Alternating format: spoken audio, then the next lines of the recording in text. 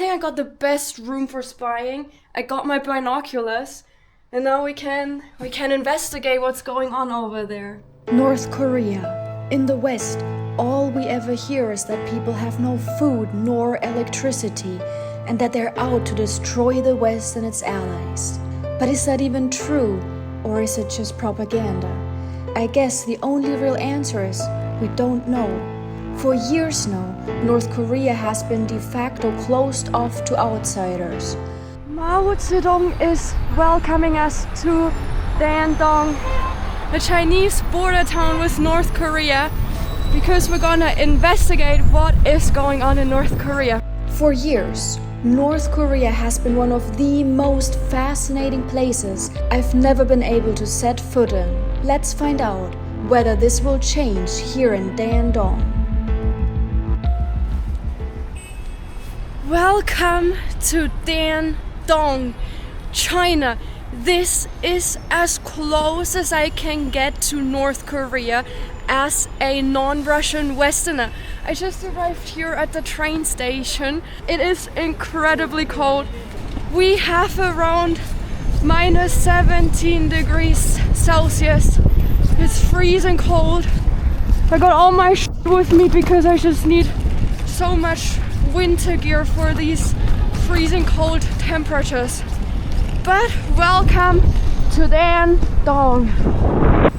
But first of all, we need to find a taxi to get to the hotel. 你好。这么大箱子？那个扔车座上吧，那个放车座上吧。Okay, I guess we're gonna drive like this.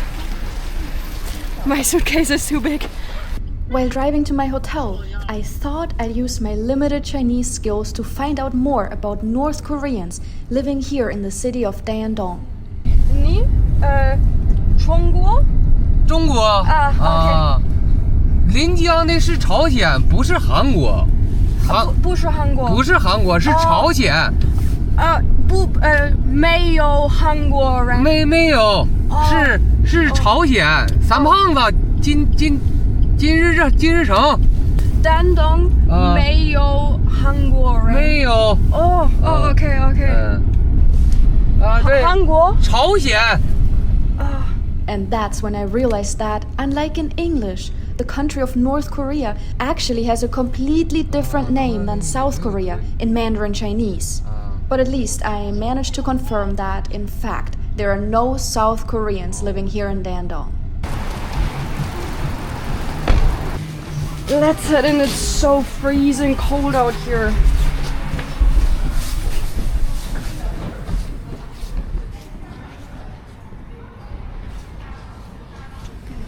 Ni hao. Room number 12.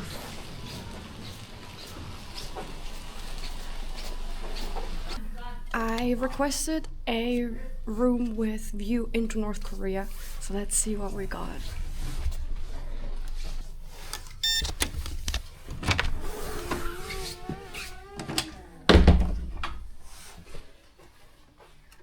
Oh yeah, I forgot, here in China there's always like so many buttons in the hotel. You cannot just open the curtains, you have to find the right button for it. Here we go.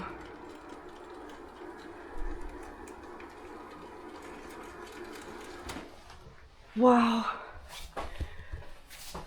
This is North Korea.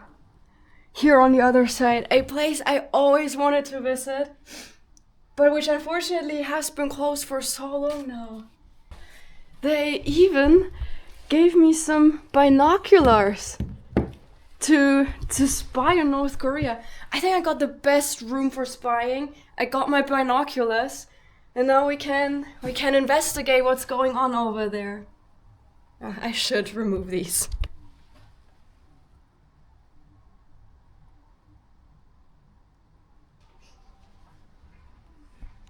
You see like these hollowed out factory buildings over there.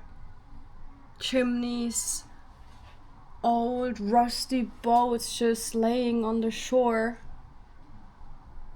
It looks pretty depressing. to be honest, but that could also be because it's winter right now and everything's dead.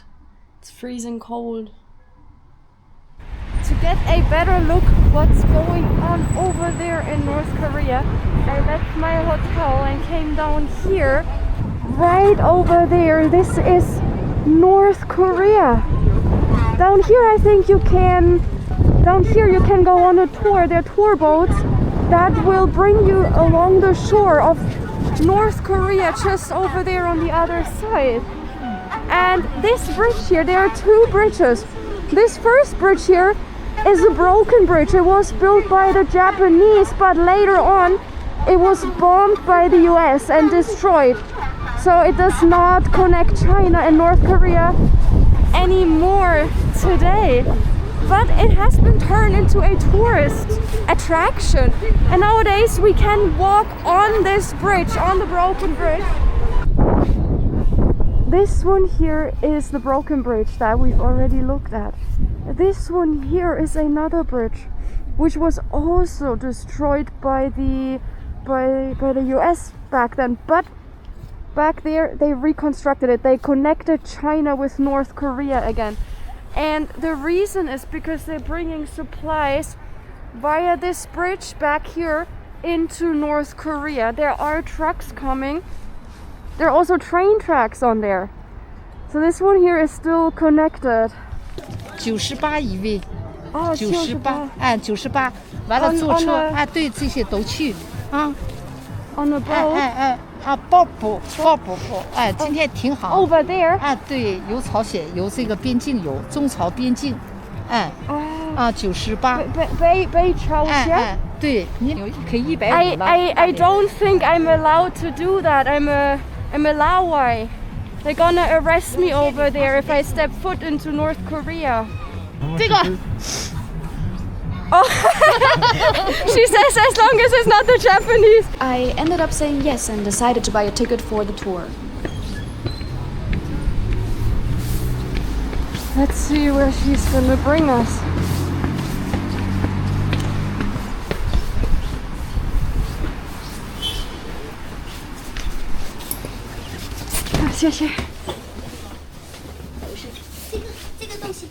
And then I was told to put away my camera. It turns out we are not going to North Korea. After they told me to put my camera away in there in the tourist office, they suddenly changed the whole itinerary and we were not going into North Korea anymore. The tour just brings you to some part of the Great Wall, some museum, basically just stuff that you can do by yourself. So definitely not what I want to do. But I think I want to take one of those boats down there, probably tomorrow. I hope they're running in the winter, it's really cold. But that's for tomorrow. Now we're gonna check out this bridge. I'm just so happy we didn't get scammed by this lady because what she offered in the beginning was just entirely different than what we would have gotten in the end. 你好，你好，你好，你好。拿这个多少钱？20。20。谢谢。好，过来。Everyone's selling these glazed strawberries. I don't know what they're glazed with, but they're super popular, so I want to try some. Cheers. Oh, this is like hard.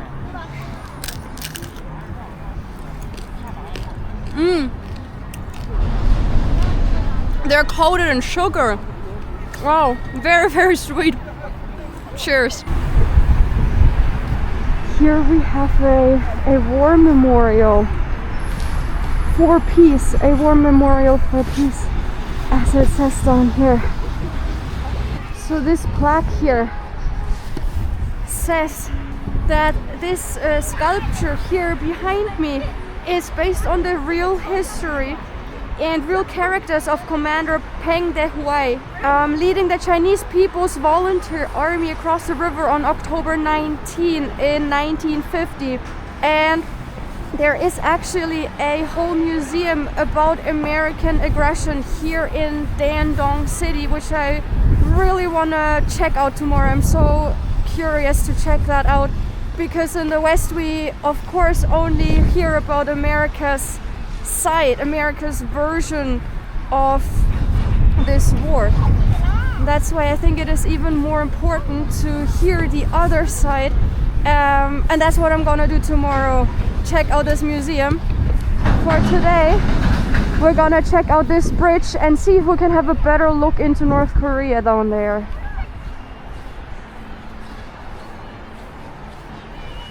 So over there on the other bridge, you can see how the trucks are leaving North Korea and entering China over there. So far I've only seen trucks coming out of North Korea though. I haven't seen a single truck going the other direction.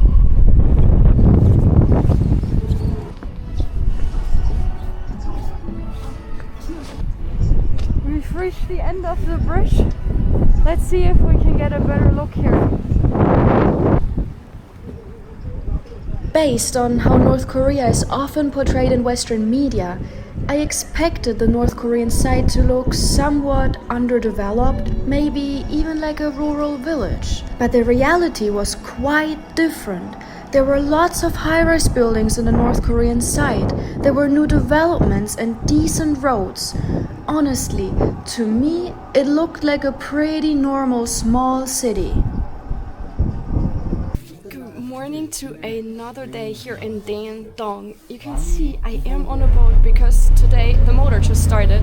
Today we're gonna go on a boat tour to get a better look into North Korea, which is right over there.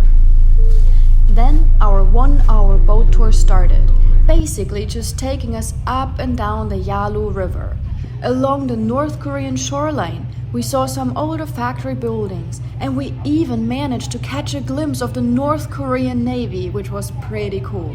There were also a few government buildings that looked a little bit abandoned to me. But at the same time, I can't think of a single country on our planet that wouldn't look a bit grim during those harsh winters with temperatures dropping to -20 degrees. So I guess Chinese people are just as curious as us Westerners about North Korea. I was actually the only Westerner on board, but what surprised me much more during our boat ride were the massive construction sites everywhere, the new housing complexes, and the new built hospitals. 'Cause Western media surely never talks about those. I guess I've technically crossed into North Korea on that boat ride, because looking on the map, we technically crossed the border across the river. So does that count? Have I been to North Korea? I don't think so. I still want to go properly whenever the country opens back up. It was pretty cool, the boat ride. I really enjoyed it. I'm really glad I did it. Honestly, it just seems like a normal country. There's a lot of construction going on, a lot of new construction. From my understanding, the whole skyline over there is pretty new. A couple of years ago, that wasn't there. So there's a lot of new construction going on over there. From my understanding, it was also really interesting yesterday night from my hotel room, where I got the best spying room. I actually saw a lot of trucks crossing from the North Korean side back into China. And this morning when I woke up, there was even a train crossing over this bridge. Now, I don't know what they're transporting. Western media has a couple of guesses what it could be: fuel, minerals, maybe food supplies, but honestly we just don't know anything about this country over there. We don't really know what's going on. It just seems like a country that is like really, really different to ours. It is so cold out here. We have like -17 degrees last night, and I just hope that the people over there on the other side aren't too cold, because in the West we always hear they don't have electricity, they don't have heating, they don't have cars. Now, I don't know what is true about that. There is a highway over there that I can see from my hotel room. There are cars going, so it is definitely not true that there are no cars in North Korea. I saw plenty of cars over there, but I just hope the people aren't too cold in this weather. I hope there's heating because it is just so incredibly cold. And to better understand what actually led to the division of the Korean peninsula, what led to the situation today, I'm really curious to find out more, and not only the Western perspective. So there's a museum here in Dandong that deals with the whole history, and that's where I'm gonna go now to better understand. I took a taxi to the Memorial Hall of the War to resist US aggression and aid Korea. Judging by the looks I got, it was pretty clear that not many Western visitors take the time to hear the other side of the story. Still, I genuinely recommend this museum to any foreigner visiting Dandong.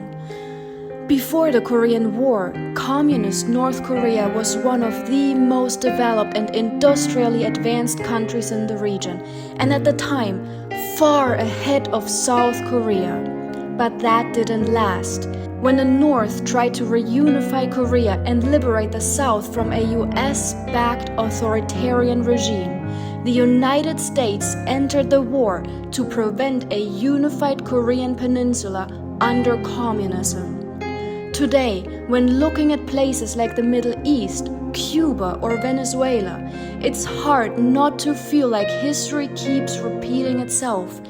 Time and again, a handful of powerful Western countries, led by the United States, interfere in conflicts and politics on the other side of the world, while the people who end up paying the price are ordinary civilians. I personally think, given that North Korea was pretty much entirely destroyed by the United States back then, and also that North Korea has been basically closed off from the outside world ever since, it is actually pretty impressive how much the country has rebuilt until this day. And that's just my personal opinion. I hope you enjoyed this video, and thank you for watching it until the end, and I hope to see you again next Thursday for more China content. Bye bye.